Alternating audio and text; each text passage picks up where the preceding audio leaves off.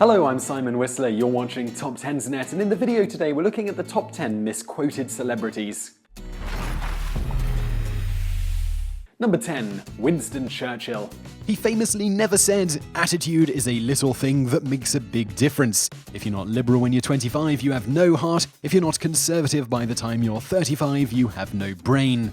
Aside from neo-Nazis, who doesn't love Winston Churchill? He led England to victory in World War II, helped his country recover from the conflict, and told an ugly woman to her face that she was ugly and would wake up ugly the next morning as well, we think. He apparently spoke in nothing but quotable platitudes, unable to even think where the bathroom was without inspiring everyone around him to become better human beings and to always fight, never surrender, and blah blah blah blah blah. This can't possibly be true since the man was a raging drunk half the day who spent the other half eating. The man loved putting things into his mouth, is what we're saying. Now, unless your father ran it before you, you obviously can't run a country without being at least a tad intelligent, and he truly was a well-spoken, highly quotable man. But not to the extent people think. Let's give Churchill a break and stop pretending every movie-worthy quote about war and life originated from his lips. Number 9. George Carlin. He famously never said, "We've cleaned up the air but polluted the soul," and "I like big cars, big cigars, and naturally big racks." And anything else your inbox says that he said. Good old angry opinionated George. He never had an issue speaking his mind, and virtually everybody respected him for that. So when some random nobody wants to make a point, stick old George's name on it and people will listen. There's a problem though. A good chunk of these misattributed essays, quotes, and stories didn't even come close to what Carlin truly thought. Racism, homophobia, jingoism, and not being funny in the least, none of these positions Carlin endorsed, and yet all appear in these anonymous essays credited to him. It actually embarrassed him, and when the guy who proposed that Colorado be fenced in and that chronic drug addicts and alcoholics should be sent there gets embarrassed, that's saying something. Luckily, Georgie offered a very easy way to determine if that blurb in your inbox is his.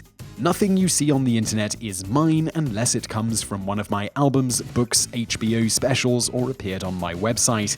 Has this stopped people from forwarding George Carlin's insightful essay on why he likes big cars, big boats, and big tits? Of course not, because facts are silly. Number 8. Weird Al Yankovic. Famously never sang Windows 95 sucks, What if God smoked cannabis, and dirty deeds done with sheep.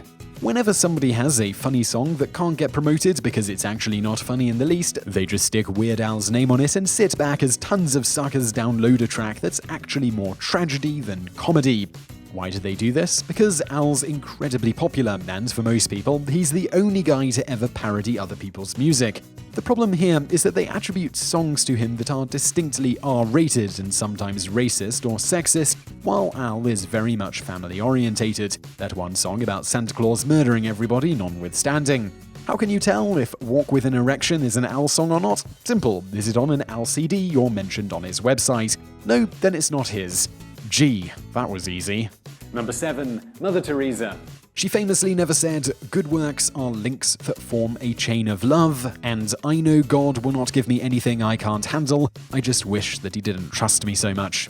If you have something you want other people to take seriously, just precede it with the phrase, "like Mother Teresa once said," because who doesn't love Mother Teresa? Even the most non-religious of people would concede, by and large, that she was pretty cool with the whole vow of poverty and devoting her life to the poorest of the poor thing. The best part of everybody loving her is who's gonna call you out if you misattribute some random BS quote to her. Who are you to doubt the then living saint? As a result, an ever-growing number of quotes and lines are floating around, very few of which were ever uttered by her. She was too busy aiding the sick and hungry to work on her sound bites anyway.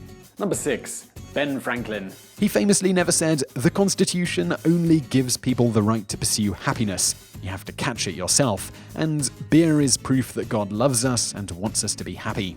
Ben Franklin, much like Thomas Jefferson and Abraham Lincoln, gets quotes attached to him all the damn time for two reasons. One, he was incredibly smart and respected, and continues to be so to this day. Also, he's dead, so he can't exactly go all Conan tonight and tell the masses that he never said God made beer because he loves us. Besides, if that were true, explain Coors Light.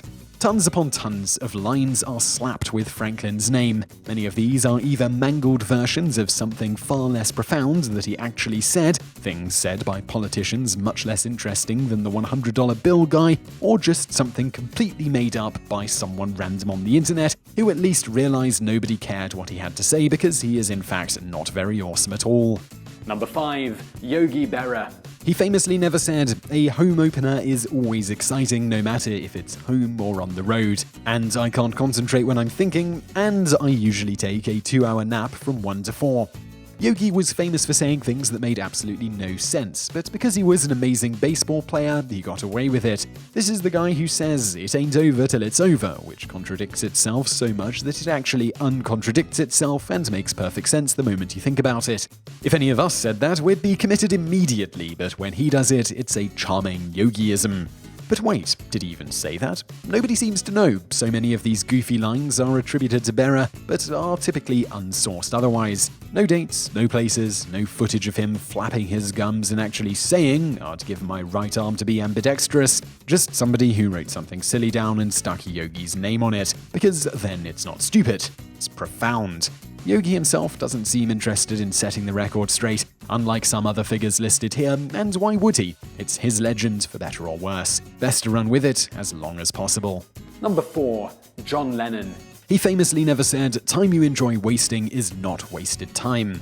Lennon is like the Mother Theresa in that you can put his head next to just about any pseudo-inspirational quote and it immediately gains street cred because it's John Lennon and he wrote Imagine, and he obviously knows how life works. So he must have said that awesome bit you stuck on your Facebook page about how any time you enjoy wasting is not wasted time.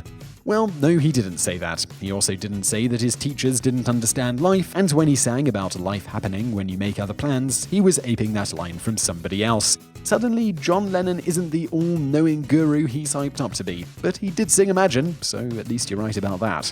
Number 3. Stephen Wright. He famously never said, "As of 1992, they'll be called European Economic Community fries." And what are imitation rhinestones? And if God dropped acid, would he see people? Stephen's stand-up is based on absurd and incredibly surreal one-liners, such as "One day I was walking alone in the forest and a tree fell right in front of me, and I didn't hear it." Occasionally, he plays guitar and teases performing songs titled "They'll find her when the leaves blow away, 'cause I'm not raking till spring." He's an odd duck, is what we're saying. Even though he tells said jokes in an incredibly droll monotone, he can still fit a couple hundred of them into one performance. This makes attributing random, much less funny quotes to him incredibly easy. After all, many of us have barely enough attention span to make it through a 2-minute YouTube video without losing patience and clicking to porn. If we see a website with 500 jokes written by Stephen Wright, we're going to assume they are and move on with our lives. Number 2. George W. Bush. He famously never said, "Republicans understand the importance of bondage between a mother and child, and the reason we start a war is to fight a war, win a war, thereby causing no more war." Yes, we know Bush was a moron, and yes, he did say a lot of incredibly stupid things. However, over a remarkably short period of time, the legend of Bush's idiocy has ballooned to cosmically absurd proportions. All you need to do is take a vaguely political soundbite, mangle the grammar, throw it out on the internet as a Bushism, and bam! Instant credibility. Even if the quote was blatantly made up in an attempt to mock Bush, it'll likely be taken as a real quote by a good chunk of the population.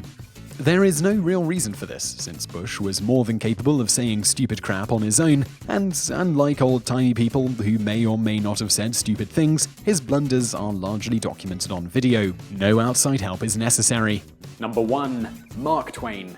He famously never said, "I have never let schooling interfere with my education," and "A lie can make it halfway around the world before the truth has time to put its boots on," and "There are 3 kinds of lies: lies, damned lies, and statistics." To hear most anybody speak of it, Mark Twain is the funniest person in history, just ahead of Morrissey and the guy who first sprayed a bunch of shaving cream into a pie plate.